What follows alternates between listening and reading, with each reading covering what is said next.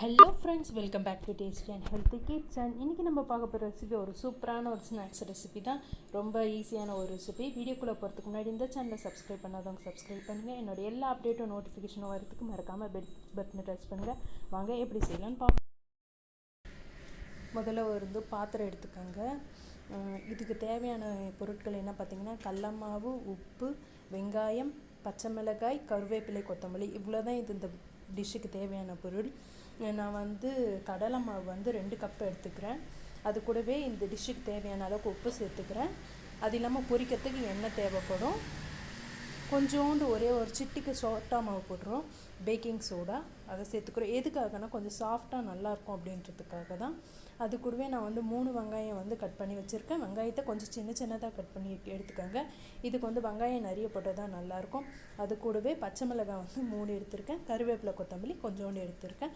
கருவேப்பிலை, கொத்தமல்லியை கொஞ்சம் கட் பண்ணி போடுங்க. ஏன்னா கருவேப்பிலை பெருசாக இருக்கும்போது நம்ம உருளி எண்ணெயில் போட்டு ஃப்ரை பண்ணும்போது அது ஃபுல்லாக இதுவாகிடும். அதனால் சின்னதாக கட் பண்ணி எடுத்துக்கோங்க. இப்போ இதை ஃபஸ்ட்டு நல்லா மிக்ஸ் பண்ணுங்கள். அதுக்கப்புறம் நம்ம தண்ணி சேர்த்துக்கலாம்.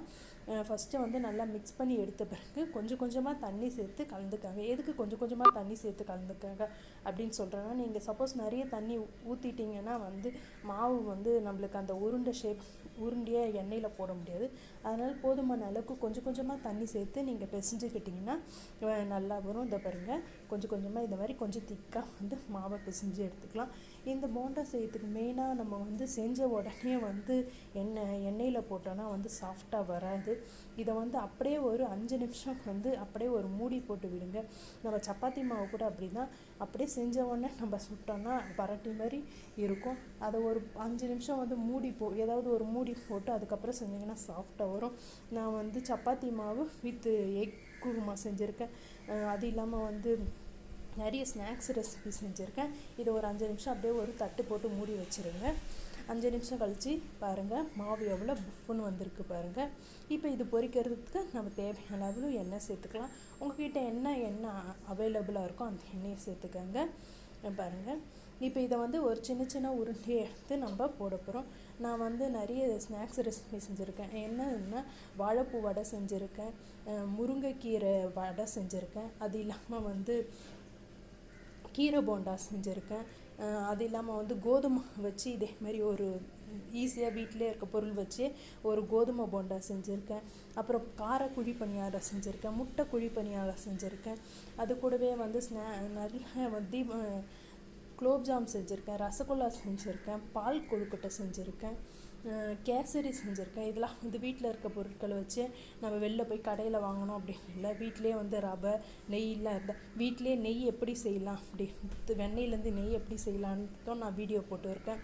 அப்புறம் கண்டன்ஸ் மில்க் எப்படி செய்யலாம் போட்டிருக்கேன். கண்டன்ஸ் மில்க் யூஸ் பண்ணி ஒரு ஐஸ்கிரீம், அதாவது பேரிச்சம்பழத்தை யூஸ் பண்ணி ஒரு ஐஸ்கிரீம் செஞ்சுருக்கேன். அப்புறம் ஃப்ரை ரைஸ்ன்னு பார்த்திங்கன்னா வெஜிடபிள் ஃப்ரை ரைஸ் செஞ்சுருக்கேன், ஸ்வீட் கார்ன் ஃப்ரை ரைஸ் செஞ்சுருக்கேன். அதுக்கு தேவையான சாஸ் டொமேட்டோ சாஸ், அதுவும் எப்படி செய்கிறதுன்னு நான் வீடியோ போட்டுருக்கேன்.